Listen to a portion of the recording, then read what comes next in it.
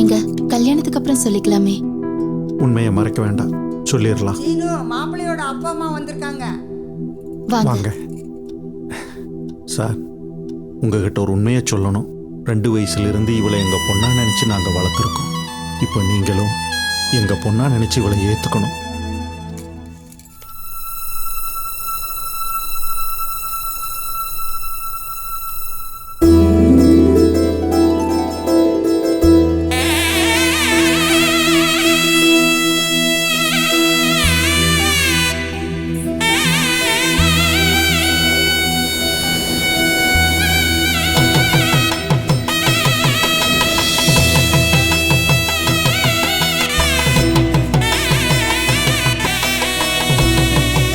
உண்மையை மதிப்போம், உறவுகளை வளர்ப்போம்.